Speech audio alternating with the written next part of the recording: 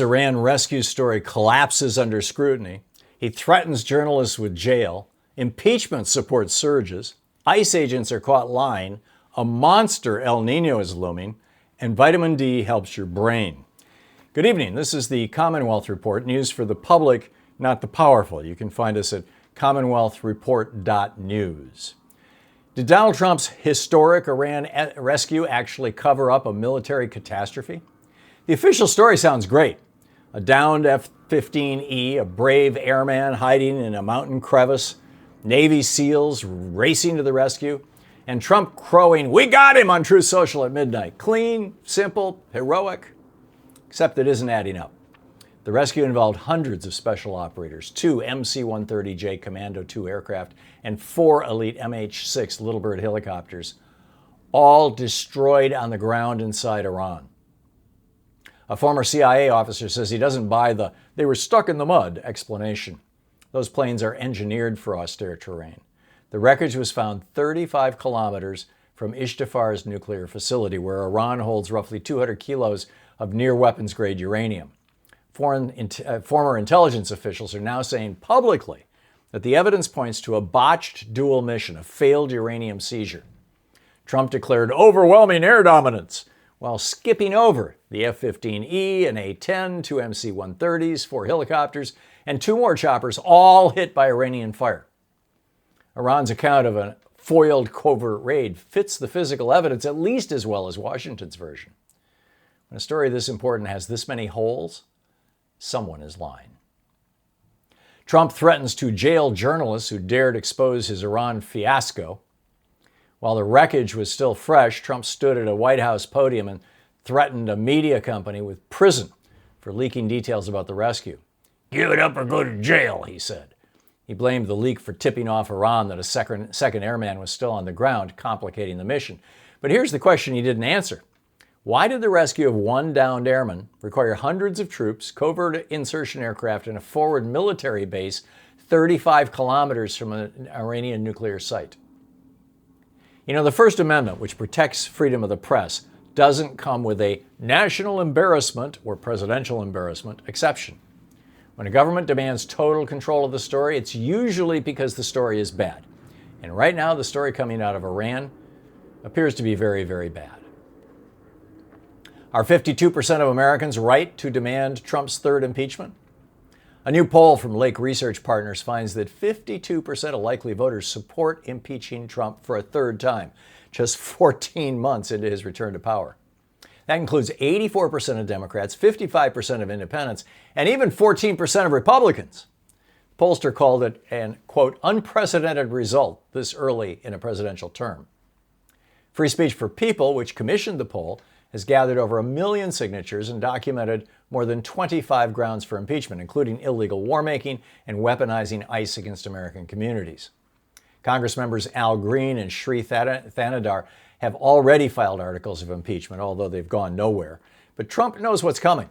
He told Republicans in January, "If we don't win the midterms, they'll find a reason to impeach me." It's not a prediction. That's a confession. Did ICE agents lie under oath after shooting an unarmed Venezuelan man? In January, 2 ICE agents in Minneapolis shot a Venezuelan immigrant named Julio Sosa Salas and claimed they'd been ambushed with a snow shovel and a broom. Prosecutors charged Sosa Salas and another man just 2 days later. Now, city camera footage shows the entire confrontation lasted about 12 seconds. There was no ambush. Minneapolis Police Chief Brian O'Hara reviewed the video and said it sounds like an unarmed person got shot running away. That's a quote from the president, from the chief of police. The federal government had access to this footage within hours of the shooting. Prosecutors didn't watch it for nearly 3 weeks. Instead, they charged the 2 men based entirely on the agents' sworn statements. ICE's own acting director now acknowledges the agents appeared to have lied under oath. They're on administrative leave. The wounded man they charged? Trump's DOJ later called the video newly discovered evidence. It was never hidden. They just chose not to look. That's not negligence. That's a cover-up. Scientists sound the alarm. A monster El Nino could make 2027 Earth's hottest year ever. Climate scientists are watching something alarming build in the Pacific Ocean. The European weather model now shows a high probability of a super El Nino developing this summer or fall, potentially the strongest in 140 years. Atmospheric scientists describe a rare triple cyclone pattern now pushing massive heat toward the surface. When it peaks in late 2026 into 2027, expect monster storms along the West Coast, severe droughts across Asia and Africa, and 2027 very likely shattering every global temperature record we have ever set. Here's what makes this even scarier. Because greenhouse gas concentrations keep climbing, each major El Nino pushes the global temperature baseline higher before we can recover. It's like a staircase going in only one direction. And Trump has gutted NOAA, slashed climate research funding, and abandoned international climate agreements. As a century-scale weather disaster builds over the horizon, our government, under Republican control, is deliberately flying blind. Your vitamin D levels at 40 may already be shaping your brain at 55. And finally, something you can actually do something about. A major new study from the Framingham Heart Study tracked 793 people for 16 years, measuring their vitamin D levels at around age 39, then scanning their brains for tau protein, one of the earliest biological markers of Alzheimer's disease. The results were striking. People with higher vitamin D in midlife had significantly less tau buildup in their brains a decade and a half later. None of these people had dementia. They were healthy adults in their late 30s and early 40s, and the damage was already accumulating silently. The more vitamin D, the less tau. It's not proof that supplements prevent Alzheimer's, but it suggests the protective window may open decades before any symptoms appear. By the time most people start worrying about dementia, the process is already 20 years in the making.